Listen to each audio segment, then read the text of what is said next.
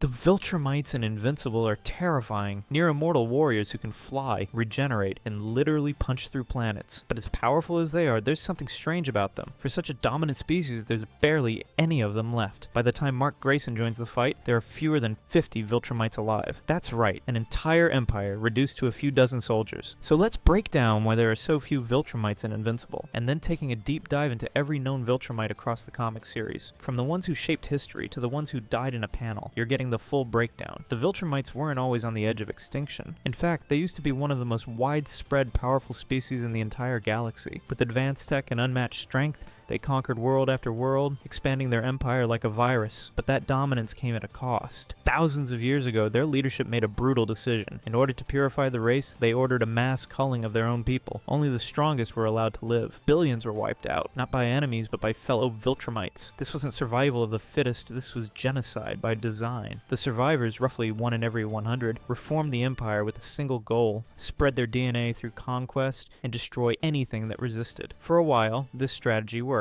The empire grew leaner, stronger, and even more terrifying. But then came the Scourge virus. Engineered by the coalition of planets, the virus was tailor-made to destroy Viltrumite DNA. It didn't just weaken them, it nearly wiped them out again, killing off 99.9% of their already small population. By the time the events of Invincible begin, there are less than 50 of them left alive. With extinction staring them in the face, the Viltrumites turn to desperation, interbreeding with other species to preserve their bloodline. Hybrids like Mark become not just useful, but essential. And now that we understand why there are so few Viltrumites left, let's go over the ones who survived, or at least the ones who mattered. Nolan is our first real look into the Viltrumite mindset. This Viltrumite featured in numerous comics afterward, and before Invincible was known as Superman. He came to Earth under false pretenses, posing as a superhero, marrying a human, and having a son. But behind all that was a mission: weaken Earth for Viltrumite conquest. Eventually, Nolan falls in love with the planet and its people. His loyalty shifts, and he becomes the Empire's greatest traitor. This makes him a target, but also a potential savior. After Thrag is defeated, Nolan takes his place as the leader of the remaining Viltrumites, steering the species toward redemption instead of domination. As a half-human hybrid, Mark stands between two worlds. He inherits the strength of a Viltrumite and the morality of a human. Over the course of the series, he battles full-blooded Viltrumites, nearly dies multiple times, and loses more than most heroes ever do, but it's Mark who ultimately breaks the cycle. He doesn't just survive, he transforms what it means to be a Viltrumite. From his battles with Conquest to his final showdown with Thrag, Mark isn't fighting to win. He's fighting to rebuild a future where strength doesn't mean tyranny. The ultimate embodiment of Viltrumite pride. Grand Regent. Thrag is the most powerful Viltrumite ever created. He's stronger than Nolan, more skilled than Mark, and way more brutal. When he learns of Nolan's betrayal, Thrag responds by launching a one-man war across the galaxy. He kills, breeds, and manipulates, doing everything he can to rebuild the Empire his way. That includes fathering dozens of hybrid children to serve as his army. His final battle with Mark, on the surface of the sun, is a legendary moment in comic book history, and his death marks the true end of the old Viltrumite order. Anissa is one of the most haunting figures in the series. She's loyal to Viltrum, ruthless in battle, and absolutely committed to preserving the bloodline. So much so that she forces herself on Mark in an attempt to create a child strong enough to carry on the race. This traumatic act affects Mark deeply and shapes how he views the entire Viltrumite legacy. Anissa later dies during childbirth, but not before bringing their daughter Ursal into the world. Ursal is the daughter of Mark and Anissa. Raised by Nolan, she represents the confusing legacy of her people, a child born of violence, yet nurtured with care. By the end of the series, she becomes one of the hopeful symbols of what the next generation of Viltrumites might become. Older, angrier, more violent. Conquest arrives on Earth like a wrecking ball, utterly savage and nearly unstoppable. He battles Mark and leaves both him and Adam Eve permanently scarred. He's not just a villain, he's a pure expression of Viltrumite ideology. Pain is strength, mercy is weakness, and hybrids like Mark deserve extinction. Lucan is a minor Viltrumite, but he reflects the arrogance of their military. He's powerful, proud, and believes in superiority by blood.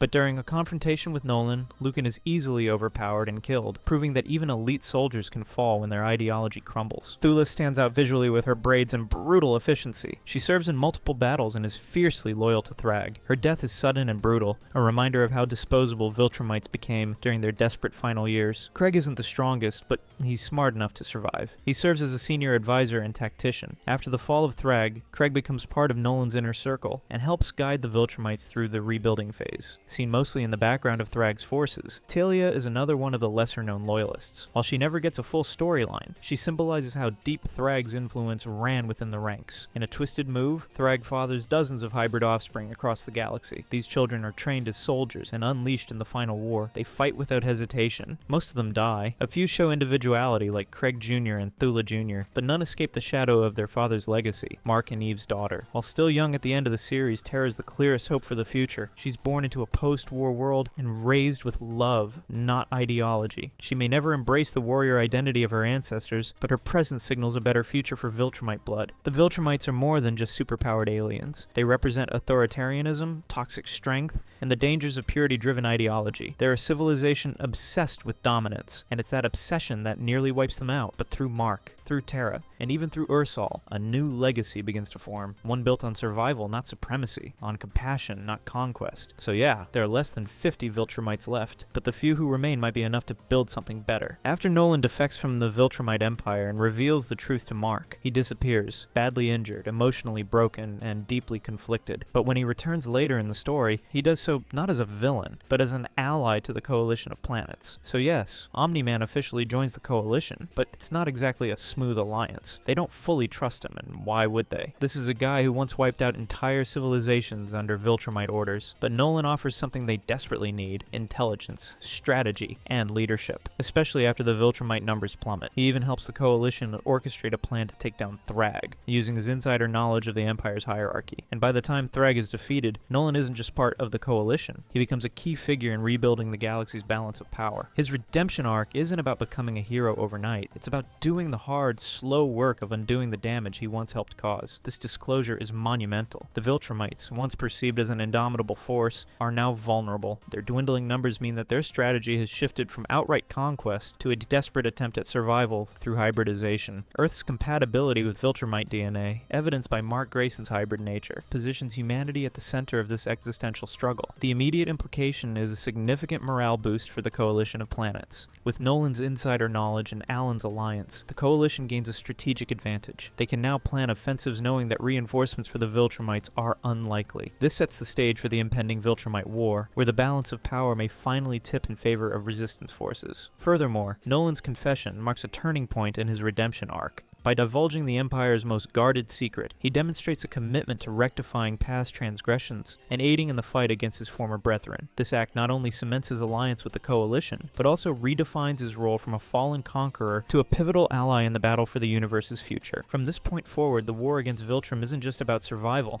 It's about choosing what kind of future species like Mark, Terra, and Ursal will inherit. It would be crazy if we see any new Viltrumites emerge, or maybe we will see more of them disappear. Who really knows? Let me know in the comments which Viltrumite you think had the biggest impact, or which one deserved more attention. Also, I'd like to see your guys' takes on things, sharing your opinions on the topics we covered today. And if you enjoyed this deep dive into the Invincible universe, drop a like, hit that subscribe button, and stay tuned for more. Until next time, avoid anyone with a mustache and a red cape. Trust me.